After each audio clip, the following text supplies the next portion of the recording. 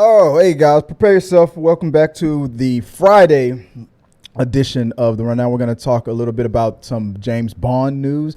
Got a question about the Marvels and how it's going to tie in with the whole Secret Invasions thing.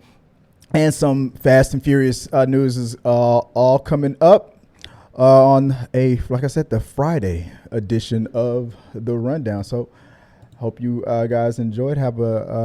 We just have a good show. Let's do it podcast style. I'll do it right now. Here we go. Let me put the logo in and do that. Here we go.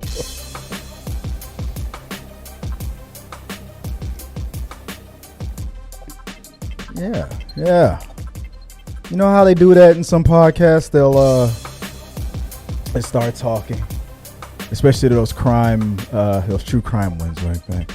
We're gonna talk a little bit about the Johnson murders, and also we're sponsored by Care Bears. Care Bears, where true crime really happens on Camelot. But yeah, all that and some more. But I'm gonna enjoy my coffee, and I'm gonna be quick about all of this because I gotta apologize, guys. And I'm not surprised some guys jumped in and jumped out. Last night I was off my game. Some last minute changes. The Rundown After Dark. I know it's called After Dark, but when the energy is that low, I can't keep up. I was running all ripping and running all day, and it kind of showed. It showed last night, so I wasn't really on my game last night, and I felt it. I was way off, and so I humble myself before you, and I beg your forgiveness. But we're just going to talk about some quick topics today. It's not going to get into much of it. No real main topic, really. Just the entertainment news stuff, and my predictions for the weekend. So let's just get right into it. But before, if you guys are listening to us on the podcast, I got a note to myself to acknowledge the podcast. I got to remember to do that. So if whatever your favorite podcast provider of choice is, whether it's Spotify, Google Podcast, or Audible, whatever you like. If you like it, I love it. Yeah, just support us. If you don't mind, go to your provider of choice and just send a little comment. Now, I'm glad that I can only listen to him because, if his punchable face, his head's too big, bald, black guys, they all look like Luke Cage to me. Whatever you want to say, I don't care. Put it on there. Put it in the podcast. The funnier the better. I like that shit. I got a big head and thick skin. So So if you were listening to us on the podcast, I appreciate it. Like I said again, guys, I'm sorry about last night, man. I was way off my game, so sorry about that. But if you're in the comments, hit the like button. Let me know what you guys think. Vote on the topic, and we're just I'm gonna interrupt your Friday just for a little bit and talk about these things. But you can also call in your topics if you don't feel like typing. You want to get on the phone, reach out, leave us a message on our new voicemail. 281-406-1993. A 13-year-old Chris Fagan, man. Remember those days, man. Teenager. Hormones. I discovered lotion could do more than just moisturize. Anyway, let's go on. Let's talk. So join me in the chat, and we'll talk about that throughout the show, especially at the end of the. I'm thinking about changing the name from We Got Your Mail to maybe just to We Got You. Maybe I should put that as a vote. Should I change it? Because We Got Your Mail started off as a joke. I used to, when AMC Movie Talk and Collider Movie Talk, when they first started out, they had a Gmail address. So I assumed that a lot of people would misspell the email address. So I made my own Gmail version of it with like an extra L or whatever the situation. I just jumbled the words around. So the joke was, for me and Sean, whenever we got the mail that was intended for them because they accidentally misspelled the email address, I'd be like, hey, you're like the friendly neighbor when the mailman sends the letter over to the wrong house. And you go over, knock over. Well, hey, we got your mail. That's where the name We Got Your Mail came from. It was funny. because it worked. We got a lot of emails from people who would be trying to send an email to Collider and stuff. It was hilarious how long that lasted. But then they stopped using Gmail or they stopped taking mails like that, and it was the joke ended. But I'm thinking about changing it from the segment from We Got Your Mail to maybe to just to We Got You, whether it's calls, mail, or video. And the live call in and the videos would be for our members only, but calls are for anybody. Just call the number 281-406-1993. Calls, mail, and video, or video calls and visit MCV or MVC, something like that. I don't know. I'll work on the acronym. But anyway, but that's what it's for. So let me know, should I change it to? All right. Moving on to the first main topic of the week, of Friday, of today.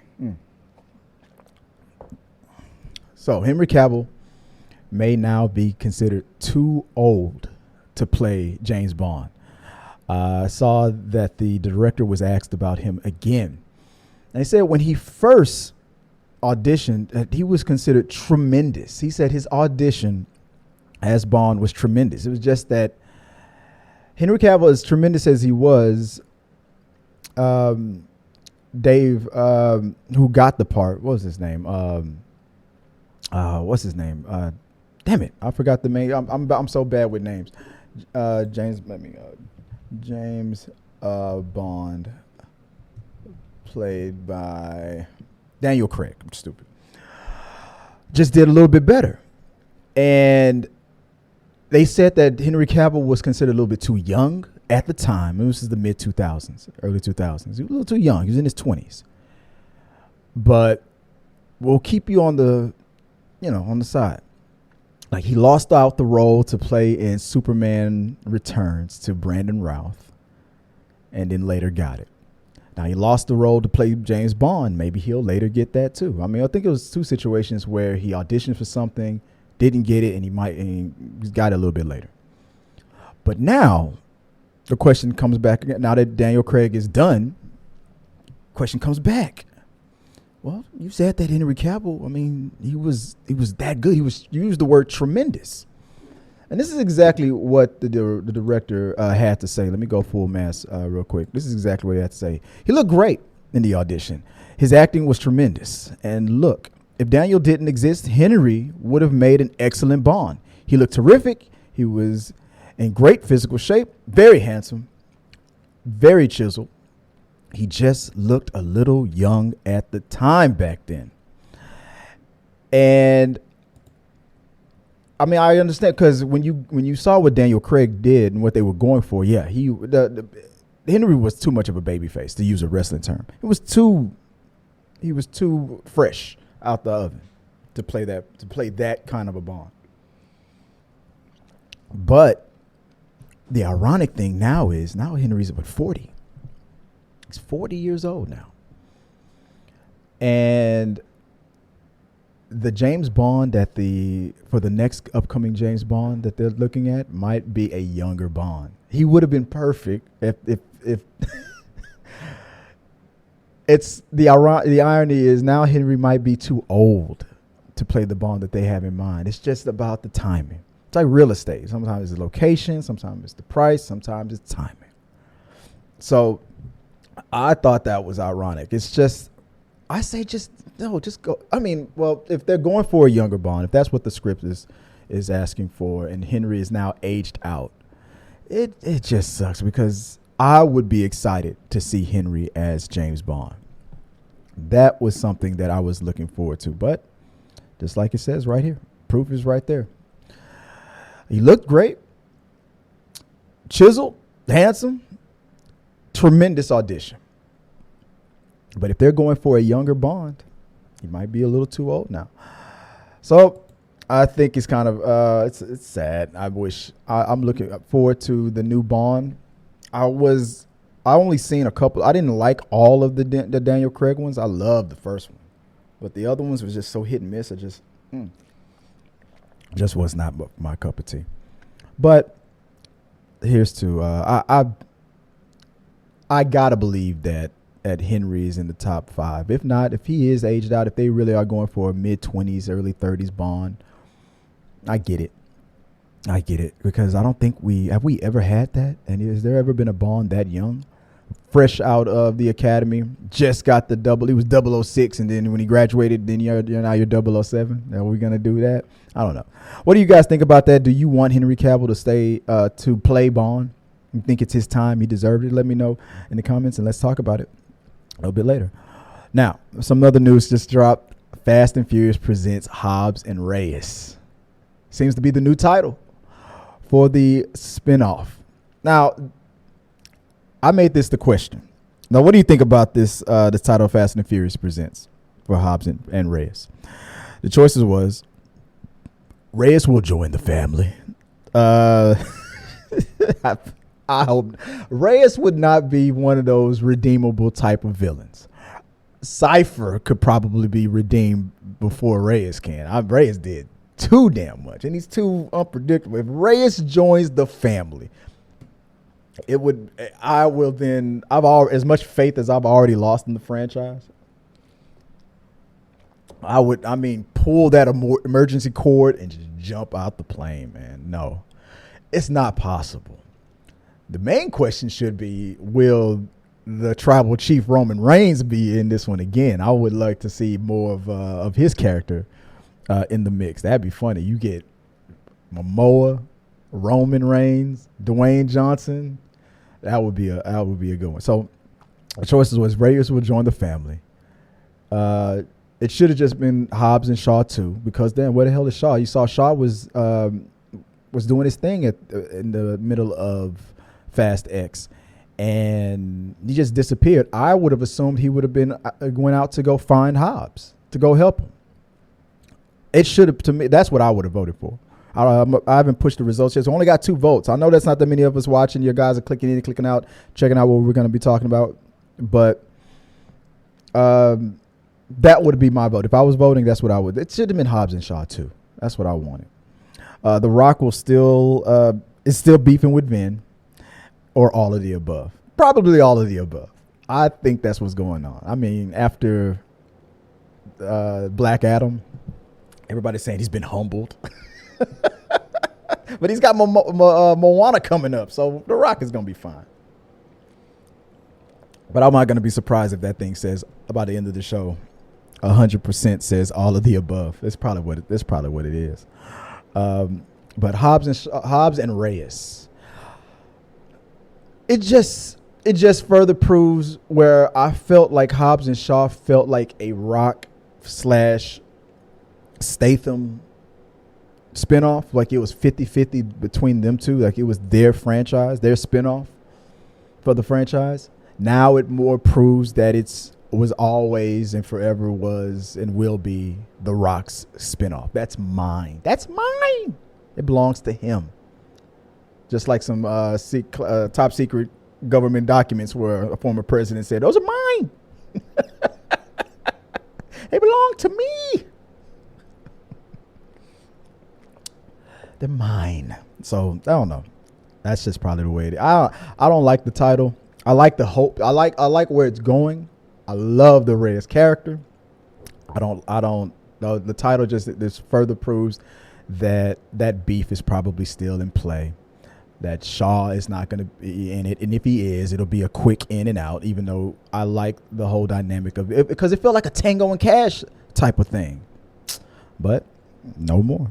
All right, let me know what you guys think. Moving on. Other news that just dropped: Spider-Man Across the Spider-Verse has at least 2, and I'm thinking more, versions playing in the theaters right now. I think I might have. It depends on whether you're watching in regular format, like regular digital, Dolby Digital, or IMAX 3D. That's what the different versions that you're going to get. So there was a scene, and this is what's been going on through Twitter, where the Lila, the character that I have right here on screen there with Miguel, is that AI's name?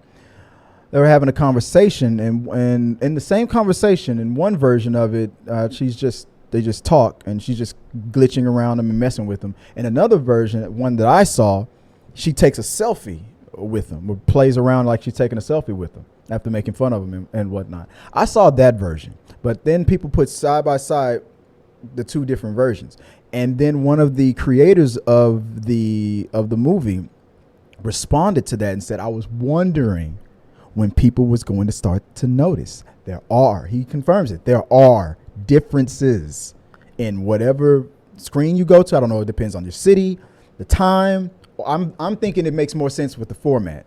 If you watch it in IMAX, you're gonna see these differences here and there. You're gonna see, if you watch it in 3D, you're gonna see differences elsewhere. And it further shows that they're playing with the audience, and I think the audience is going to enjoy this. And it's not ironic that this is information, these little Easter eggs are coming out now, because we're going to talk about my predictions in a second when we get to the movie reviews portion of the show. And I think this might change my mind slightly, but we'll see on where I lay where Across the Spider-Verse is going to land as far as number 1, number 2, number 3. But this is fun information, and a lot of people are going back to see Across the Spider-Verse. It's got that rewatchability way more than The Flash does. As much as I enjoyed The Flash, it's just I can wait. But I might still go see it. I don't know. But I'm not going to go see Across the Spider-Verse 2, 3, 4, or 5 times just to see if I can spot the differences here and there and the other. I'm going to go see it because it was just a great movie, and it deserves the support that it's getting. So if you've seen any of these differences that they're talking about, let me know. Is it based on the format, which I think it's based on, or is it based on like the time or the city or all of it? Maybe it's all of the above. Man, I don't know how many different versions there are, but I hope they continue it. Like when it comes to digital, if you're watching it in HD, you get one version. If you watch it in standard edition, you get another version. And it also plays into the multiverse stuff, and it just further shows that that Sony is really doing the marketing of this movie correctly. And it's not gonna be an extra $1 million, $3 million, $5 million in ticket sales because people are gonna want to try to spot these differences, but it's going to make some of us Spider-Man nerds go out there and go, all right, I'm gonna watch it in Dolby Digital this time. Next time I'm gonna watch it in 3D and see if I can spot. And these things are so woven in, you're barely even gonna notice it. So it's not even gonna be that big of a splash, but it is a lot of fun. So let me know if you've noticed anything, and send me a message on it, or maybe call me 281-406-1993. Let me know. Put you on the hotline. All right, moving on to the last topic before we get into my predictions of the week. Does the Marvels prove that there are no stakes for Nick Fury in Secret Invasions? So before the series dropped this week, there was the Marvels trailer, and you thought it was Nick Fury right there, still in the space station, still looking for his shoes. And that funny bit with Kamala Khan, hey, you're Nick Fury, and he comes to Earth, and he's helping out, trying to find out what's going on between Kamala Khan, Captain Marvel, and Carl Danvers, and whatnot, why they keep switching around and flopping around. So if that is the same Nick Fury, unless this is a Skrull, that proves that there's no stakes in this series. This whole time, if we're watching the real Nick Fury in this series, and that is the Nick Fury in the Marvels, I mean, if there's ever a cliffhanger episode where Nick Fury is tied up, and at the end, and right before it goes to credits, will the captors, pull the trigger or whatever? It's not going to happen. There's no stakes. I'm like, or is it one big misdirect? Is one or the other a Skrull? Did his Skrull friend? Oh, I forgot the name of the actors. And like I said, I'm real bad with names. Are they pulling the same move that they did in Far From Home? Let me look that up. In Far From Home, forgot their names. When we got that end credit scene at the end, when it shows that Nick Fury wasn't the guy the whole damn time. So And if they are, let me know what you guys think in the chat. I'll see if I can pull up. Do I have? I don't think I have the chats up. Well, we're gonna be quick, so I'll just read them out. If you guys type up anything, I'm assuming that there are no stakes. I'm assuming that we're not gonna have Nick use his Skrull friends. The other clue, Nick Fury was a Skrull from Far From Home. Talos. Is that? I think that was his name. We're not going to have him play because the situation with him and his daughter in the series, I think is going to be more focused on that. I think if we're ever going to see Talos take on Nick Fury's persona and his image again, it would only be unless they do another misdirect. This is the thing I think could happen. If Nick Fury actually dies in the series, I mean, it's gone, and Talos has to take on the mantle for Nick Fury because the world needs a Nick Fury, like Gotham needs a Batman. I think that would be the way they could play it. Like, he will take on the image of Nick Fury, and that way, if he's a Skrull from this day forward, he can always shapeshift. If we're still in the same universe, if they don't reboot the whole MCU, if we're still in the same universe, you're using the same character, you can always recast and play and have you can have white Nick Fury again. He could, because he's a shapeshifter. If the world maybe accepts that, now the shield is now operated by a Skrull, because he's absorbed all of Nick's memories. Is this the way to get white Nick Fury in the mix? Maybe. If he's a Skrull from this day forward, if that's what happens, if this Nick Fury does not make it to the end of the series, or just doesn't make it before we get to Marvels, and a Skrull takes over from this day forward, that would be an interesting plot twist. Like, how now? Then he'll slowly morph into white Nick Fury. I think that would be hilarious. But that's just a wild theory of mine that I'm just bouncing around. No, I'm not. I'm just making fun of it. But let me know what you guys think. If you think that's a possibility, any of my crazy damn theories about what they're gonna do with the Nick Fury character. Because Sam can't do it forever. I'm sure he'll do it as long as he can, but eventually either his character will be written off, Sam will stop working with the MCU, or the worst. I don't want to even say it out loud. You never know. So let me know what you guys think about that. Let's move on to the last of the show. Because after her get out here, the reason why I'm making this a quickie is because I got work to do. Like I said, I really got some upgrades to do and some changes I have to make to the channel. I really want to boost, and I need you guys' help. If you have any suggestions out there, if you're watching me live, if you have any thoughts, either DM me directly or right here in the chat. I need to really look into how to boost the views on Twitch. We simultaneously do this show on YouTube, on Facebook, and on Twitch. And the numbers, even though they keep growing on YouTube, and I appreciate you all for subscribing, they don't do a damn thing on Twitch at all. Since the new format, the new way we've been doing this show, it's maybe gone up one subscriber, one follower on Twitch, one. So it's probably a me thing. I don't do as much marketing. I don't go on Twitter and go, hey, go listen to us or watch us on Twitch as much as I do all the time for YouTube. So maybe it's just a focus thing. But if there's any suggestions, like, no, Twitch is a different beast, Chris. You gotta be on there. You gotta engage with this and that and the other. Because I've seen people who, and it's just a weird thing with social media altogether. You'll have 20 followers on YouTube, and you do the same thing on TikTok, and then you'll have like 1 million, because the TikTok is a different animal. Or the same thing with Twitch. You have 500 followers on YouTube, and then you do the same thing on Twitch, and then that's the one that gains you the biggest following in the world. With me, that's YouTube. I've grown to 10,000 of you wonderful, beautiful people, but nobody really, none of y'all are really following me on. And maybe somebody is giving me, if y'all have both, y'all give me a pity follow. Give me a pity follow. There you go. I'll give him a follow. And follow me on Twitch as well. But let me know what I'm doing wrong, man. Is it just my focus? Obviously, I've adapted myself to YouTube, so I'm more acclimated to only, think in YouTube terms.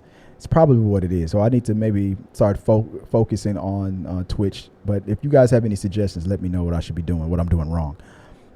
And also, before we move along, I will not. The rundown is now going to be canceled on Facebook. I will only be uploading, and for all of you who care, I just looked at the numbers, and the only time that this podcast and this show gets any significant views on Facebook Live is when we do the rundown after dark, which means that the majority of my listeners and viewers on Facebook are a bunch of sickies who just like nasty, who just want to get, who just want to hear those nasty topics and just get real raunchy, It's Mr. Nasty Time. That's what's his name said on next Friday. So, okay, that's what I'll do. I'm only streaming this on Twitch and on YouTube. So from now on, whenever I do a rundown after dark, that'll be mostly on Thursdays with me, my wife, and Tabitha.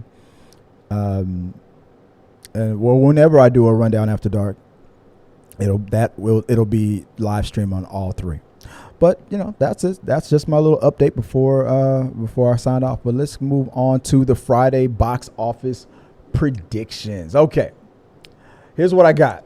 I'm gonna go full mass here. Now, this was a tough one for me, and I want you to tell me if you think I'm way off base. And I'll close the poll out, and I'll check a look at that later. Ain't nobody talking to me today, man. Damn, I'm sorry, man. I apologize. But here's what I predict for this weekend. So for the June 23rd to the 25th domestic box office prediction, this was a tough one for me. And for those of you listening on the podcast, if you can't see what we're with the graphic that I have displayed, box office weekend predictions, I have number 1 will be The Flash. Number 2, Spider-Man Across the Spider-Verse. And number 3 will be Elementals. At number 4 on their opening week will be No Hard Feelings. So me and my wife just saw that last night. It was pretty funny, but it's not going to. Yeah, I'm there. It's going to be at number 4. A lot of people are agreeing with me on that one. And rounding off the top 5 will be Transformers: Rise of the Beast, which I have still not seen. I have to put a little bit of an asterisk on it because some people were predicting that Spider-Man Across the Spider-Verse may take the number 1 spot again. For that to happen, The Flash debuted at 55 million. Let's just only talk domestically here. You would have to be close to or exceed a 70% drop off. That is a cliff of a dive. 9 times out of 10, it's 50%. Worst case scenario for a bad movie, I guess, is 60 or plus. 70 is a disaster. You already had a disastrous opening. And unless that word of mouth on the negative side of things is like, nah, it's not worth the time. Just wait for it to come out on Max and blah, blah, blah. If that's the word of mouth that's getting, and this hits 70% or anywhere near like 70% of a drop off from week 1 to week 2, Spider-Man Across the Spider-Verse will get. So I'm predicting that it's going to be very close, within 2 million, no matter what. Winner Spider-Man or winner Flash for number 1. It's going to be a face-off between those two. But I'm going to give the edge to Flash. But if I'm wrong, and I kind of hope I'm wrong, and that's what I was talking about earlier, is that little gimmick, there's new formats, there's new versions of it, depending on what theater you go to. It's not going to be enough to make a dent. But if it's enough to make a dent of excitement to have a better fourth week? The third week for Spider-Man Across the Spider-Verse? For that to stay within like a 50% drop from last? because we're talking about under $20 million for both, somewhere like 18, 19 million for both movies, 17, 18, 19, maybe 20 million. It would mean that Spider-Man Across the Spider-Verse would have to do better, like around 50% or more. And Flash would have to do like close to 70% of a drop from the first week to the second week for Spider. And I just don't see that happening. But at the same time, with this movie, it's been so weird. So that's where I'm at. Let me go full mass one last time. That's where I'm at. Number one should be Flash, but it's going to be close with number 2, Spider-Man Across the Spider-Verse. Number 3, Elementals, getting around to the 13 million or more, give or take. It's predicting around 11 million for No Hard Feelings, and around 9 to 10 million for Transformers. So there you go. Number 1, Flash. Number 2, Spider. 3, Elementals. Number 4, No Hard Feelings. Number 5, Transformers. That's where I'm at. So we'll see if I'm correct. Let me know what you guys think that's going to be, and we'll see if we're right next week on the rundown when we go live on Wednesday. So I'll see you guys Wednesday for the next episode of the rundown. Appreciate you guys giving me 30 minutes of your time for today. I have a meeting with some guys tomorrow. Hopefully it'll be some good news. I'm thinking we got some changes coming up to the show. Let me turn that off. It's not a 2-minute. I think there's some changes that's going to be happening in the show for the channel. So hopefully this meeting goes well, and I'll be introducing something pretty awesome for you guys tomorrow. So yeah, let me know what you guys think about any of the topics that we talked about. Send your questions, your comments, concerns. You can always, like I said, you can always reach out to us on our hotline, 281-406-1993, if you want to call in and hear your voice played here on the show. And until next time, guys, have a good one. Good day and sayonara. Peace. Hey, guys, thanks for watching this video. I really do appreciate it. Hit the subscribe button, like, and comment your thoughts on this topic or any topics that you think that we should talk about in upcoming videos. Also, you can follow us at T3 Medias on Instagram, Twitch, Facebook, TikTok, Twitter, and we also have a T3 Media Studios podcast where we post our movie reviews and episodes of The Rundown. Till next time, guys.